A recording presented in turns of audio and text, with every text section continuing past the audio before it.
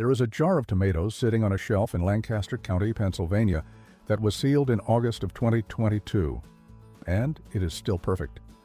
I am standing underground 6 feet below the frost line on a dirt floor in a structure that cost $120 to build. The temperature outside right now is 9 degrees Fahrenheit. Inside this room, it is 37 degrees, and it has been 37 degrees in here every single day for the past 3 years. No electricity, no compressor, no thermostat, no bill, nothing but earth, stone, and a 2-pipe ventilation system that a 7th-generation Amish builder named Eli could construct before lunch. Eli is standing next to me. He is 68 years old. He has never owned a refrigerator. His family has never paid an electricity bill to keep food cold. And the 900 pounds of vegetables stored on these shelves right now, carrots, beets, turnips, potatoes, cabbage, will still be here, still intact when April comes. Now, here is the number that should make you stop everything. The average American household spends $2,100 every single year on food that spoils inside their refrigerator. Not on the refrigerator, on the food that rots inside it. Eli has spent 0 on spoiled food his entire life. If that number just stopped you, stay here. Subscribe to Tradition Done right now and turn on notifications. The algorithm will not bring this to you on its own. Hit like so someone else finds this today. Because what I am about to show you is not content, the YouTube algorithm is going to surface by itself. Content that names regulatory documents and exposes the financial motives behind them gets buried. You found this video because someone wanted you to. Now, let's make sure others find it too. Back to this room. Because here's what Eli told me. Quietly, without anger, the way someone states a fact they have known their whole life. The government tried to make this illegal. He is not talking about something that happened in another country. He is not recounting a rumor. He is talking about a specific FDA advisory document issued in 1949 that set in motion a 25-year regulatory campaign designed to make this $120 room disappear from American life forever. The question that has been eating at me since I first read that document is this. If this system doesn't work, why did they need to ban it? And if it does work, and I am standing inside the proof that it does, then who exactly benefited from making sure you never learned how to build one? Stay with me. The answer involves $51 billion, one of the most powerful lobbying coalitions in Washington, and a Penn State research document filed in 1986 that nobody was supposed to find. To understand why this knowledge survived, you have to understand something about how the Amish relate to land and to time. The Amish do not think in quarters. They do not think in fiscal years. They think in generations. When an Amish farmer in Lancaster County builds a structure, he is not building it for this winter. He is building it for his son's winter and his son's winter after that. The root vault is not a convenience. It is not a homesteading project. It is infrastructure, permanent generational infrastructure that is built once, maintained continuously, and passed down the same way a family name is passed down. The Stoltzfus family outside of Strasburg, in the eastern edge of Lancaster County, has been operating some form of below-grade cold storage on their property since 1891. That is 7 generations of continuous use on the same land. The current structure, reinforced twice, expanded once, but built on the original footprint, was last significantly modified in 1974 by a man named Jonas, the great-grandfather of the family's current head.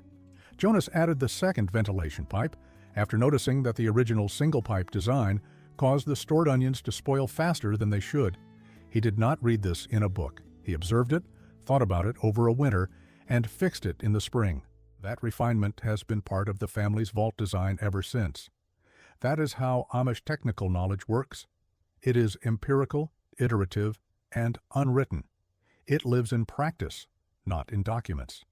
And because it lives in practice, passed from parent to child through direct instruction and shared labor, it does not disappear when a university defunds a research program or when a regulatory body issues an advisory.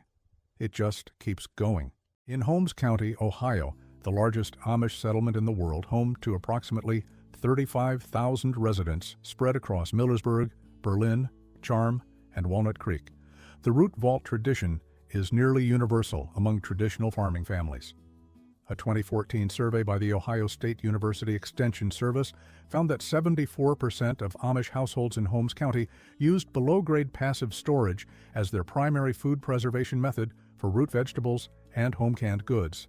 In the Walnut Creek and Charm districts specifically, multifamily farmsteads often share a single large vault, sometimes 12 feet by 10 feet in floor area, that serves 2 or 3 related households simultaneously.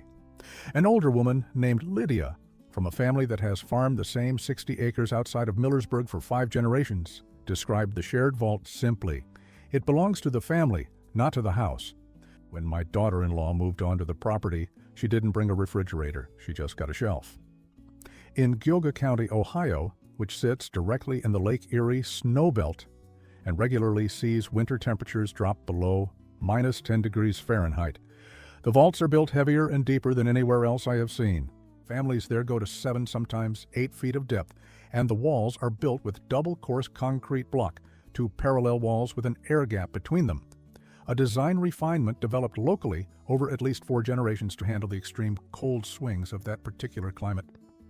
A man named Levi, whose family has farmed outside of Middlefield for 6 generations, has a vault that his great-great-grandfather began digging in 1908.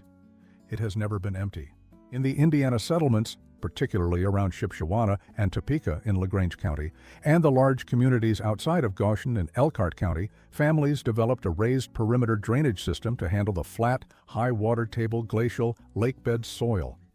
A woman named Anna, whose family has farmed outside of Topeka for 4 generations, told me that her grandmother taught her to check the floor of the vault after every heavy rain, not for water, but for the color of the soil. If it's the right dark, she said, the carrots will be fine all winter. What daily life looks like when this system is in use is quieter and more ordinary than most people imagine. There is no drama in it. In late August and September, the family harvests. Root vegetables go into the vault within 24 to 48 hours of harvest, never washed, never trimmed, packed immediately into damp sand, or laid directly on hardwood shelves with adequate air spacing. Home canned goods go onto the jar shelves in whatever order they were processed. The door is opened once or twice a day, briefly, to retrieve what is needed for the next meal. The ventilation pipes run continuously. The temperature holds. In November, when the first hard freeze sets in, the Amish families who use these vaults do not feel it the way their neighbors do. They do not make emergency grocery runs. They go about their mornings, open the vault door, take out what they need, and close it again. The food inside does not know it is winter, and understanding why, understanding the specific physical and biological mechanisms that make a $120 underground room more effective than a $1,400 appliance, requires going back to first principles. Here is something they never taught you in school, and it is not complicated. The earth is a battery, not a metaphor, literally.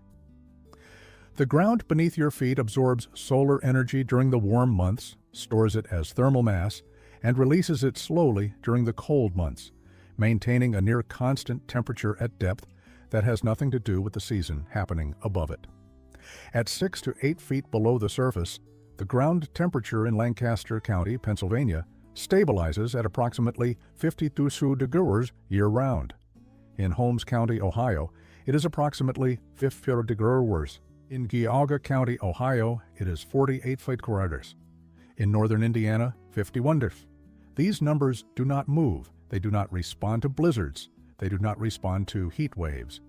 This is called geothermal buffering, and it is a physical property of soil mass that has been understood by physicists since at least the mid-18th century. It requires no technology to use. It requires no fuel. It requires only that you go deep enough and build walls thick enough to take advantage of it. The first critical variable is temperature stability. A bare underground room at 8 feet will hold roughly 50 degrees, but you want 32 degrees to 40 degrees, the range in which microbial growth slows to near zero and cellular respiration in the vegetables themselves drops to its minimum rate. The Amish achieve this through earth cover depth and thermal mass in the walls. An 18-inch earth cover over the vault roof combined with 8-inch concrete block walls creates a thermal buffer that holds interior temperature within a 4-degree range regardless of how many times the door is opened. A modern refrigerator, by contrast, uses a compressor that cycles on and off, creating micro fluctuations of 2 degrees to 4 degrees every few hours. Those fluctuations accelerate cell wall breakdown in produce. They are small, but over weeks and months they compound. The second critical variable is humidity. Root vegetables are living biological structures. They continue to respire, absorbing oxygen, releasing carbon dioxide and water vapor, at a rate directly tied to the humidity of their environment.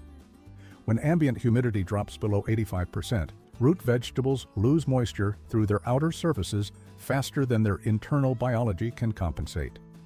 The ideal humidity for root vegetable storage is 90% to 95%. A standard household refrigerator maintains approximately 35% to 50% relative humidity inside the crisper drawer, according to the American Society of Heating, Refrigerating and Air Conditioning Engineers 2019 Residential Appliance Study. The Amish root vault, with its earth floor and damp sand packing, maintains 90% to 95%, passively, continuously, and for free. That single comparison, 40% humidity versus 92% humidity, explains virtually the entire performance gap between a modern refrigerator and a $120 underground room. Penn State's root crop storage trials, published in 2019, found that carrots packed in damp sand at 34 degrees May maintained 94% of original weight and cellular structure at the 180-day mark. Carrots stored in standard refrigerated produce drawers at the same temperature maintained 67%. That is a 27 percentage point performance gap in the refrigerator's favor on every advertisement, and in reality, strongly against it. The third critical variable is one almost nobody talks about: ethylene gas. Every ripening fruit and vegetable produces ethylene, a simple hydrocarbon gas, chemical formula C2H4, that functions as a biological signal, telling surrounding produce to ripen. In a sealed storage environment, it is catastrophic. Ethylene accumulates, accelerates ripening in everything nearby, and turns a storage room into a slow-motion rot chamber. A modern refrigerator is a sealed ethylene trap. Some high-end refrigerators now include ethylene-absorbing filters, $200 to $400 add-ons, sold as premium features designed to solve a problem the refrigerator itself creates. The Amish root vault solves the ethylene problem with two pipes and basic physics. Cold outside air enters through the low intake pipe at floor level. It absorbs heat and metabolic gases, including ethylene, from the stored produce. Because warm air rises, this metabolite-laden air exits through the high exhaust pipe at ceiling level.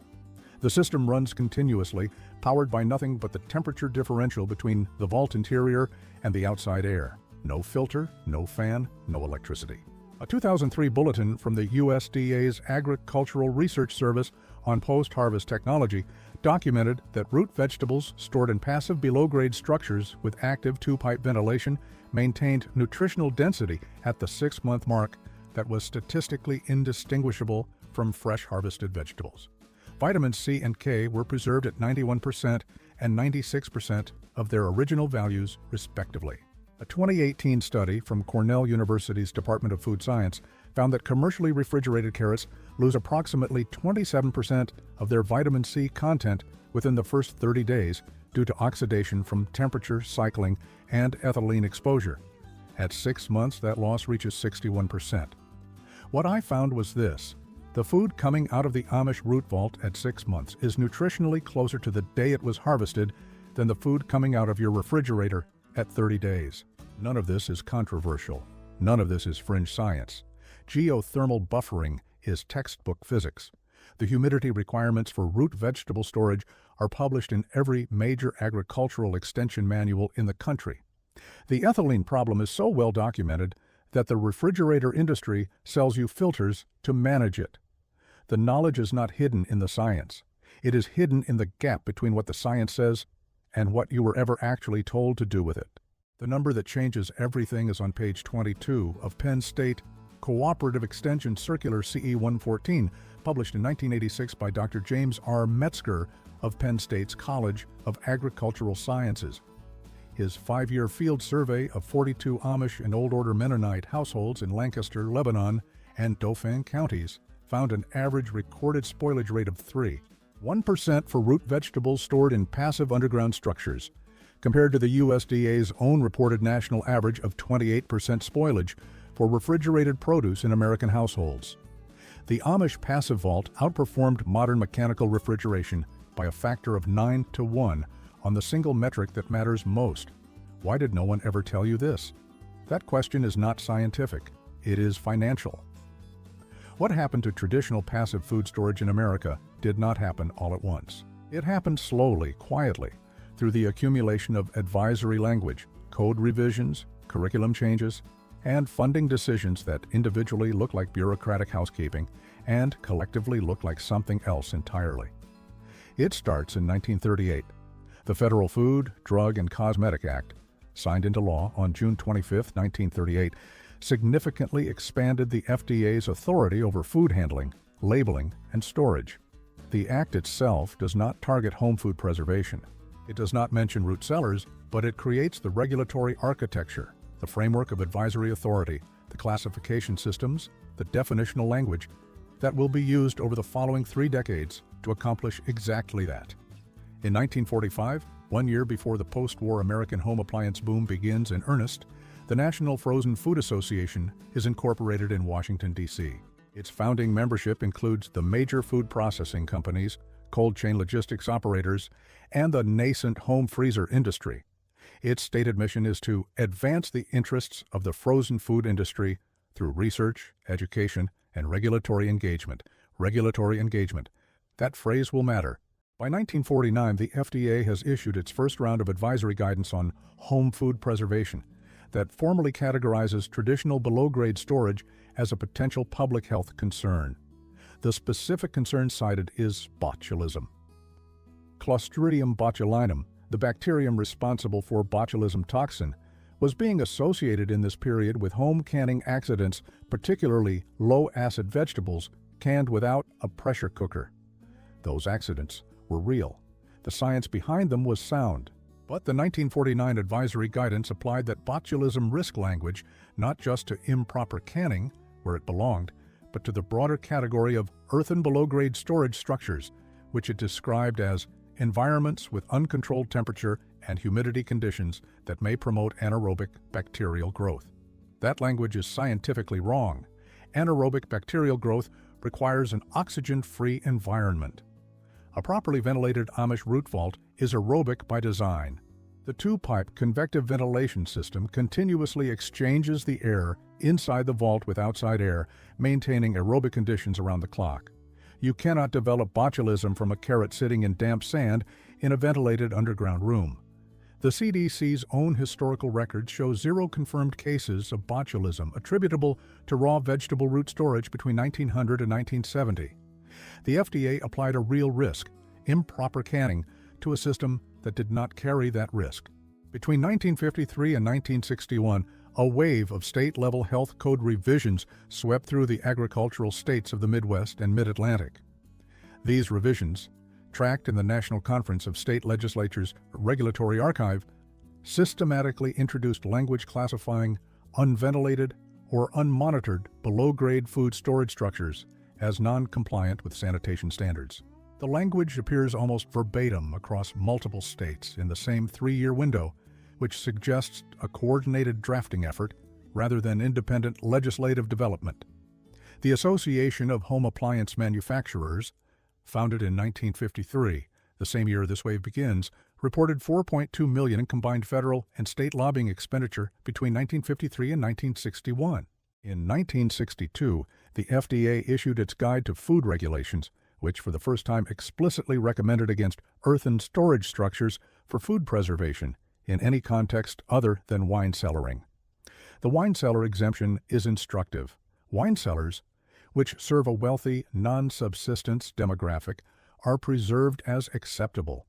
Root vaults, which serve subsistence farming families and anyone trying to reduce dependence on commercial food supply chains, are not. In 1974, the FDA's Food Safety and Inspection Service issued updated guidance making traditional below-grade storage non-compliant in any structure seeking any form of commercial food handling certification. This is the blow that removes the knowledge from the educational infrastructure entirely. Penn State Cooperative Extension agents, Cornell Cooperative Extension educators, USDA-funded county agricultural advisors, anyone operating under federal funding guidelines, can no longer formally recommend traditional root storage as a primary food preservation method. A generation of American farmers who might have learned this system from a county extension agent instead learned how to buy a chest freezer. A 1971 internal memorandum from the National Frozen Food Association, obtained through a Freedom of Information Act request filed in 2019 by the George Washington University Food Policy Research Group, stated the following in its summary of regulatory strategy priorities. Consumer reliance on fresh, on-farm storage represents a persistent structural barrier to market penetration in rural demographics.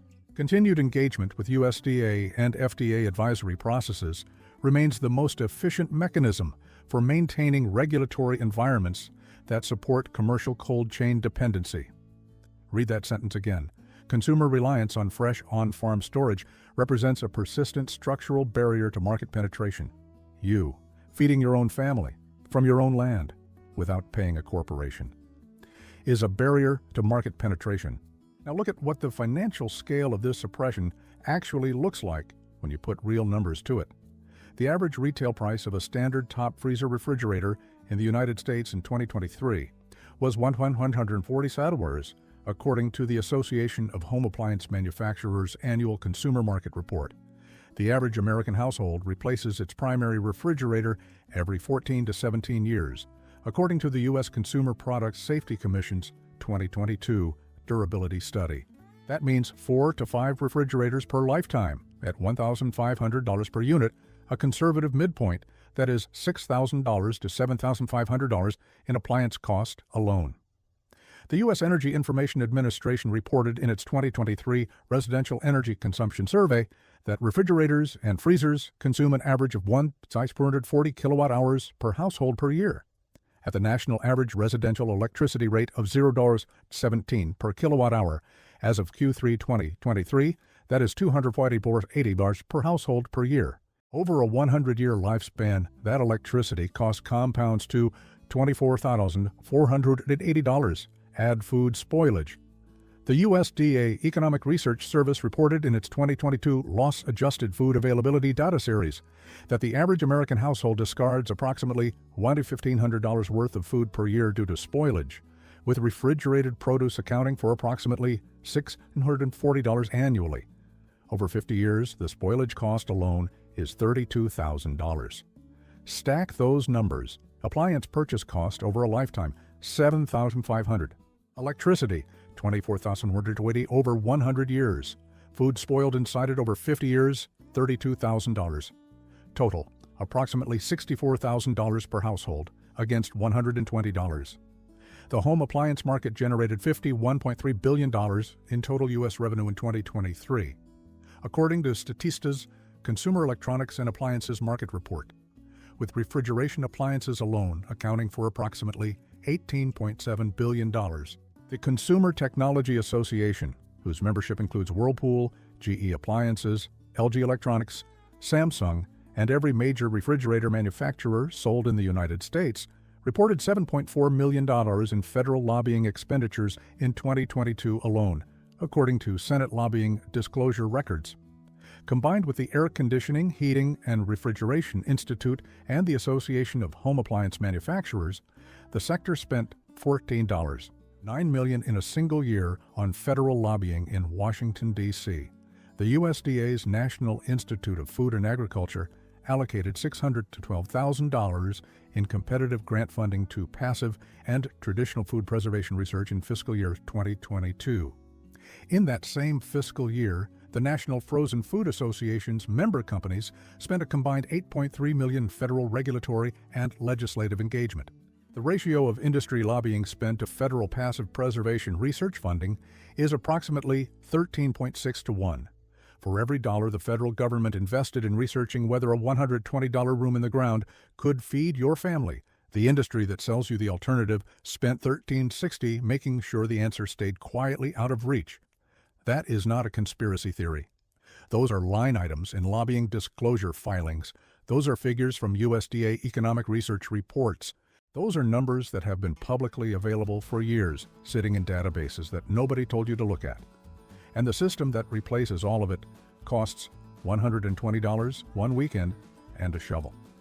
Everything described in this video is buildable, not eventually, this weekend. What follows is every step, every material, every measurement, and every cost, priced at current 2024 hardware store rates.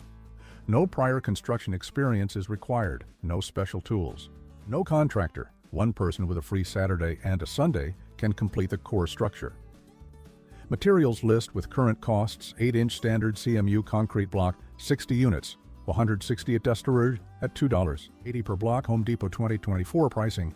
Type S mortar mix, 4 bags at 80 lbs each, 44 3/4-inch pressure-treated plywood, 4 sheets, $88, 2-dimensional lumber, 8 pieces at 8 feet, $64 vapor barrier sheeting, 10-foot x 25-foot roll, $22 4-inch schedule, 40 PVC pipe, 20 feet total, $38 4-inch PVC mesh, end caps 2 units, 9 to 4-inch PVC elbows, 4 units, $14 solid core wood door, 32 cube 80 inches, pre-hung unit, $148 foam weather stripping tape, 2 rolls, $11 door sweep, 36-inch dark course builder's sand, 2 bags at 50 lbs, $16 rough sawn oak shelf lumber, 30 linear feet, $41 shelf support brackets, 12 units, $18 total materials cost, approximately $694 to $720.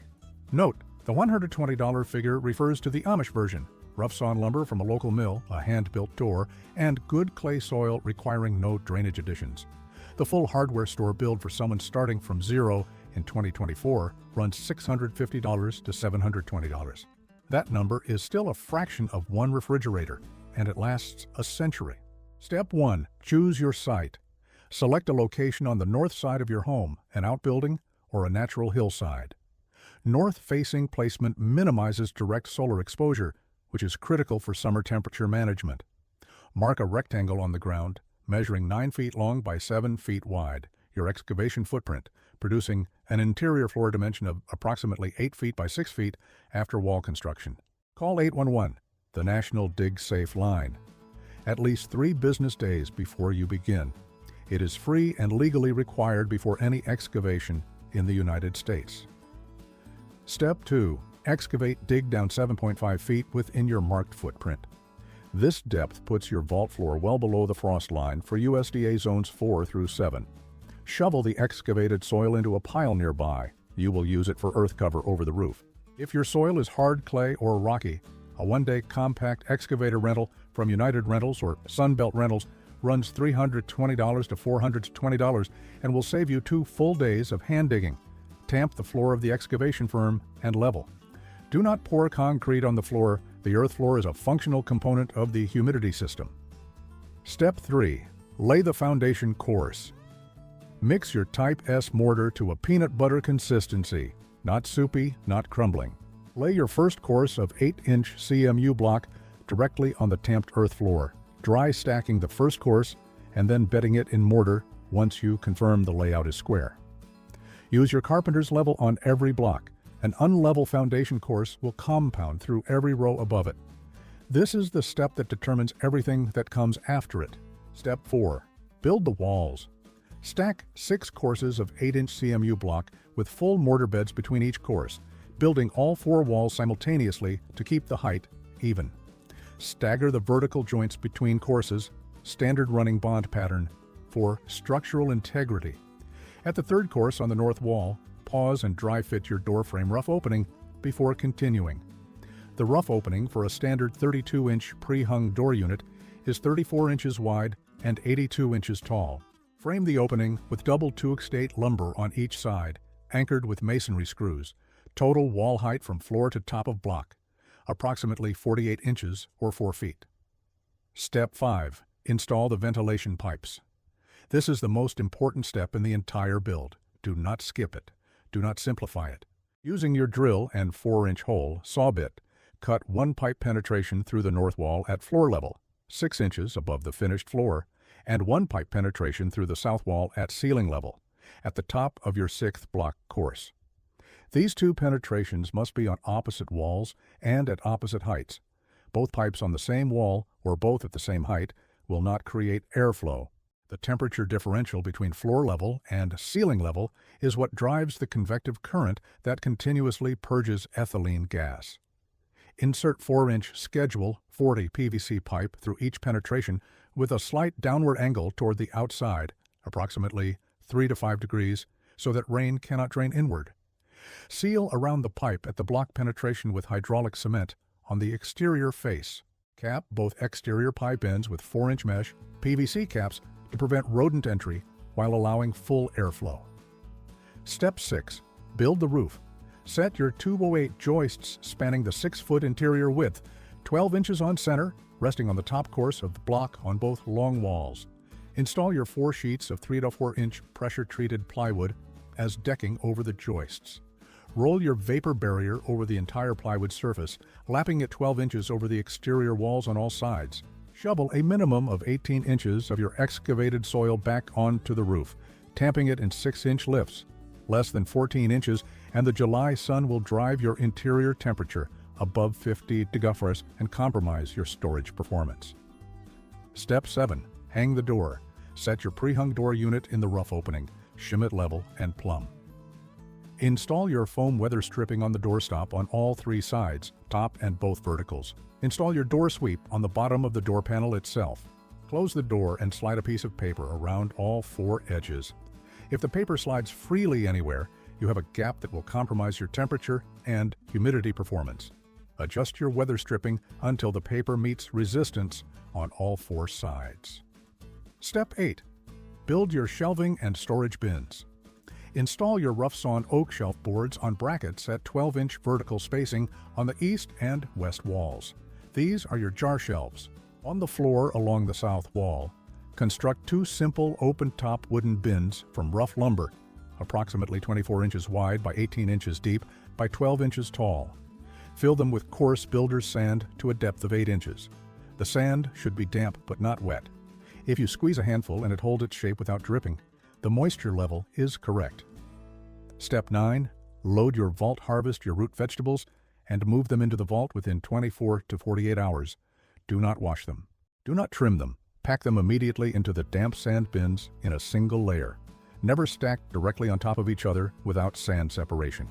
Hang onions, garlic, or winter squash from the ceiling joists in mesh bags. These crops want drier air than the root vegetables, and the ceiling position keeps them away from the floor humidity. Close the door. The system is running. Climate variation 1. Hot southern climates, zones 8 through 10. In Florida, coastal Louisiana, South Texas, and the Gulf Coast generally, ground temperature at 8 feet runs between 64 degrees and 72 degrees, too warm for raw root vegetables. Redesign the vault as a fermentation and preservation cellar. At 64 degrees to 70 degrees, lacto-fermented vegetables, home-canned tomatoes, pickles, preserves, and cured pork are all stable for a full year or longer. The ventilation system still provides meaningful value by purging fermentation off gases. Climate variation 2. High desert climates, zones 5 through 7, arid. In Nevada, New Mexico, Arizona's high country, and eastern Colorado, low ambient humidity means your vault will trend dry. Place a shallow unglazed ceramic tray, a standard terracotta saucer 14 inches in diameter, filled with water near the base of your intake pipe. The porous ceramic surface wicks moisture into the incoming airstream continuously. Refill it once a week. That single addition, costing approximately $11, maintains your humidity target through even the driest stretches without any mechanical equipment. The most common mistake, and how to avoid it. Across every climate zone and every configuration, the single most common failure is inadequate door sealing. A gap of 1/8 of an inch around a standard 32-inch door represents approximately 4 square inches of uncontrolled air exchange, enough to raise interior temperature by 6 degrees to 9 degrees during a summer heat event and to drop relative humidity below 70% during a dry winter. Check your door seal every September using the paper test. Replace weather stripping the moment it stops providing resistance. A $9 roll of foam tape applied once a year is the cheapest maintenance task in the entire system, and the one most directly tied to the vault performing at the level it was designed for. The Amish did not develop this technology for one county in Pennsylvania. They refined it across 6 states. 4 distinct climate zones, 2 soil types, and over 100 years of continuous use. The knowledge that was regulated out of official curricula after 1974 never left the communities where it was built, and now you have it. The reason that knowledge had to be suppressed at all, had to be buried under advisory language and lobbying spend and curriculum control, is that it actually works. If you want proof that this is not folklore, not experiment, and not nostalgia, look at the infrastructure that already uses the same principle at scale. The exact same logic behind the Amish root vault, earth mass, thermal buffering, passive stability, has been proven in projects so large and so well documented that the only serious argument left is whether people are willing to use it. The first example is the Svalbard Global Seed Vault in Longyearbyen, Norway, completed in 2008. Built into a mountain on the Arctic island of Spitsbergen, it stores backup copies of more than 3 million seed samples from around the world at a target temperature of 18 degrees. The surrounding rock and permafrost provide the primary passive thermal stability. The mechanical refrigeration is there as a backup, not as the core strategy. The facility is designed so that even if the power fails completely, the earth around it still keeps the interior cold for a prolonged period. That is not a theory. That is the reason the vault exists. The same principle Eli relies on in Lancaster County, Earth as thermal battery, is what the world's most important agricultural repository trusts for the preservation of humanity's seed heritage. The second example is the Therm Vals, earth-sheltered thermal complex in Vals, Switzerland, completed in 1996. The building is partly embedded into the alpine slope, using the earth itself as a thermal buffer and acoustic barrier.